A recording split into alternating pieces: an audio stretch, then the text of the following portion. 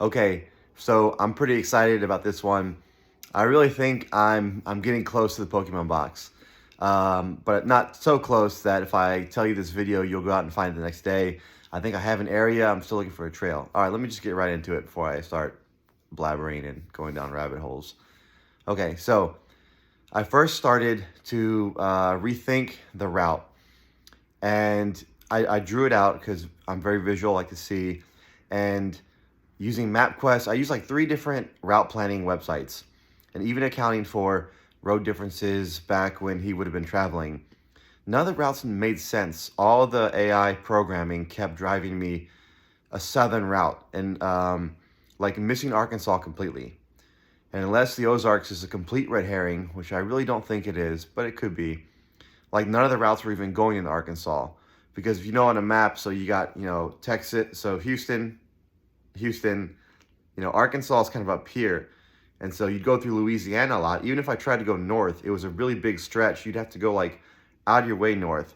So I thought, okay, well, what if Ozarks is the destination? Or I basically needed another point to make because I was getting a triangle. It was Statesville over here, and I was getting, most of the routes have you go down south, right, through Louisiana here, and back was either the same way, and even if I counted for north, it wasn't really a circle, which maybe I'm taking the circle too literal. But I said if I really want to make this circular, I'd have to go to Dallas, Houston, then Dallas. Now it's a circle, right? Or leave Houston and go to the Ozarks, because there really is no way. And I know I went through this with the Blue Ridge Mountains and, the Smoky Mountains and everything.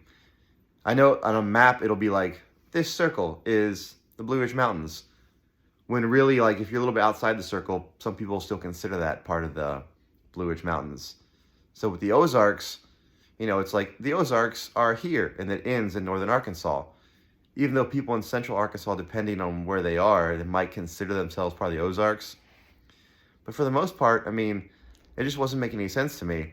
I had to come to the conclusion that it was either A, the Ozarks are a red herring, or B, they really went into the Ozarks, because none of the routes I could justify, even with going through to Dallas. I mean, very few, unless you went even further north, which, unless you have family up there was just no reason for the route. So, anyways, I changed the route. I added a few points. I put in Dallas. I put in the Ozarks. And then, I'm not coughing, but I still have a little bit of dry mouth, so I think I'm getting better. The route started to make some more sense. So I changed my original search area from middle to southern Arkansas to more northern Arkansas. And then it hit me. And I heard people mention Buffalo River early, because I was thinking, Buffalo, college, sports, is it a mascot, yada, yada. And I'm like, it can't be that simple. It can't be. Why can't it? So if we take what we learned from the word search, right? This is why I want a box to be found, because I want to be able to draw parallels and use the transitive property to kind of from one puzzle to the other, at least in styles. The word search was very simple, straightforward, as in the when you saw it. Here's a word search. Do it. Simple words. No 3 letters or less. Some pronouns. All right, so if you're following that logic with the story, here's the story. Here are the animals in the story, right? So you got the buffalo Pokemon, right? Buffalo River runs right through a good section of the Ozarks, Buffalo National River. And what really got me was his story. There's a lot of, starts out, the sun beating down, and then it got shady. So I just couldn't, I kept having in my head a clearing. And I'm looking at campsites all along the Buffalo River, and it's just trees, some bluffs, some cliff faces or whatnot. And then I see, a couple small patches, but they're new campgrounds. Nothing that was from, it's new stuff from like the 90s. So I look, and it hit me. Steele Creek Campground. Maybe I should have led with this. I don't know. But so I'm focusing in on Steele Creek Campground. And I've said this in Discord, and I posted on TikTok. So this isn't late breaking news. You're a couple hours behind everybody else if you're just listening to this video. But Steele Creek Campground I think the nearest town is Jasper, Arkansas. It just crosses a lot of boxes off my list. All right. One, they have a really nice website, and they mentioned they go back to the 60s. They said, or they say, no, we've been serving for 60 years. All right. So I called up. I looked for a number this afternoon because I wanted to get a hold of them. I wanted to ask them about the dogs and the trails and everything. And so I asked, got this really nice young lady, Brittany, Nicole, I forget. Should have wrote it down. I didn't write that down. I wrote a bunch of other stuff, but not what her name was. And she said, I asked, maybe I should have just been straightforward. I don't know. I lied. I don't know if I should feel guilty or not. But I made up a story about, hey, can you help me? I'm trying to, my dad was telling a story. He used to camp there at this campground along the Buffalo River. He couldn't remember the name, so we're trying to find campgrounds that would have been active back when he was a kid. And I saw something with a clearing. I don't know why I lied. I just did. I guess I am starting to feel guilty. I'm not going to call her and apologize. Maybe I will call her and get some. Actually, maybe I will. I don't know. Anyways, if she watches this, she'll know. I'm getting distracted. Okay. So I called her, asked for some information. That's when I found out that, yes, Steele Creek Campground was a campground long before it was named that. It started out, the locals, I guess, just knew of it as there was a nice flat area. There was a big clearing. And then it was leased. The government got the property when they started to nationalize some parks. And they just turned it into an official campground. And right now the land is owned by a farm, but they're leasing it out. So it is still public property. I asked her about the river and what the water depth is like. And she's like, well, it varies on the season.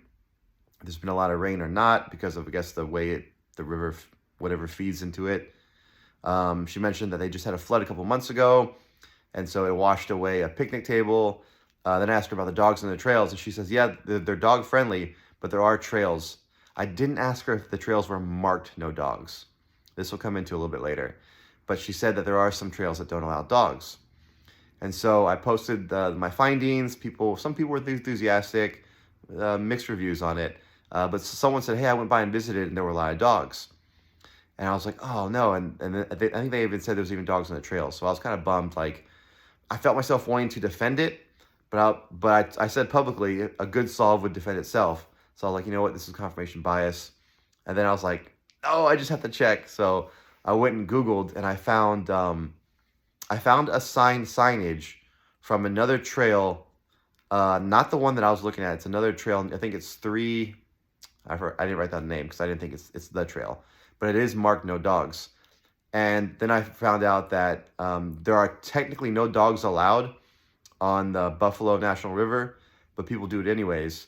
But the important thing for me is a sign. I think JCB would have used a sign as an indicator. So how many of those trails are marked with signage, no dogs? And there are a bunch, but it's going to be difficult to get photos of them to prove.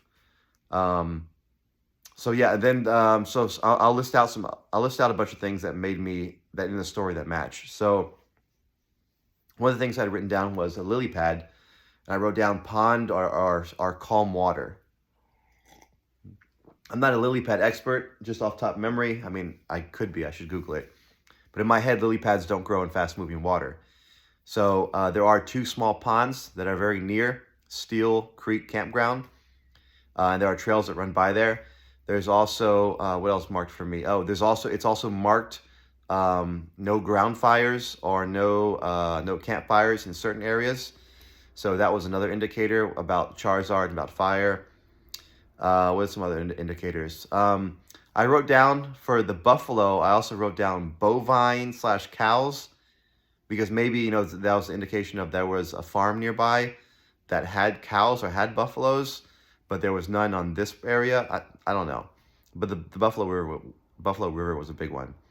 And I think this solve kind of matches the pattern of it being easy first steps.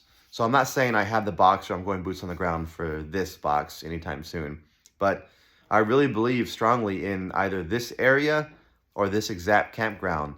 That I'll be honest, the only things I haven't really matched up with are Cricketune, Yanma, so cricket or dragonfly, and then Pheromosa, if I'm saying that right, which looks, I guess, like a white shiny cockroach.